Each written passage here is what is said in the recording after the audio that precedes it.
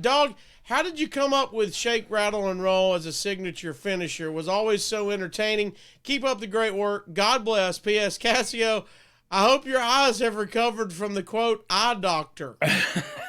They were dilated.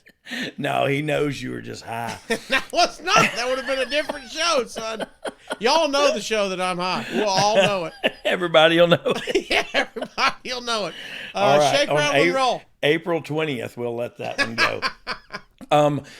So the first thing I started doing it with, and this is a long answer, but I like it. I started putting people in the turnbuckle in Memphis when I was Jesse James Armstrong, the new age outlaw, Jesse James Armstrong. I would put them in the corner and I would prop their chin up, and instead of chopping them or anything, I would hit them with 3 jabs.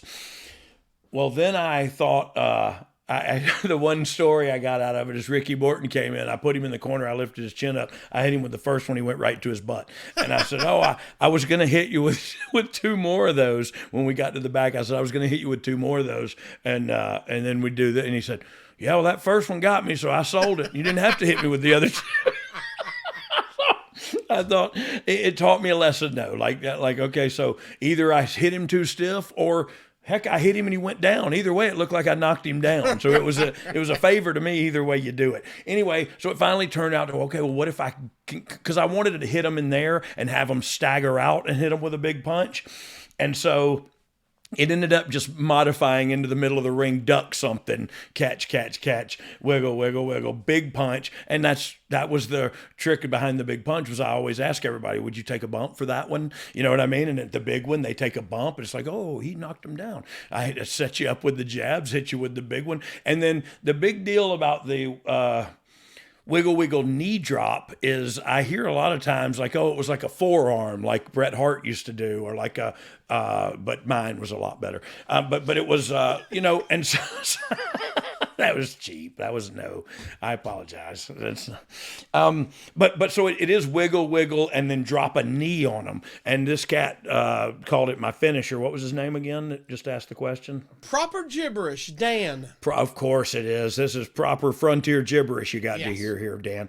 But so yeah, then it's always a wiggle, wiggle, knee, 1, 2, kick. I never beat anybody with that.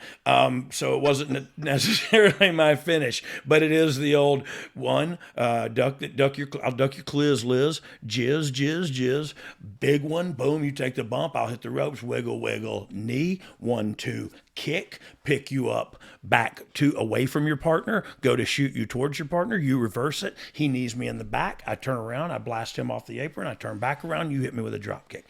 Boom, we're in the heat. Man, people remember that? Like as you're going? Because No, I yell it out. We yell it out at each other. Okay, good. I was about to say, I was like, I'm supposed to do that? No, actually, there's only one person who yells it out, and that's John Cena. John Cena, you could hear him calling stuff in the 13th row of the upper deck.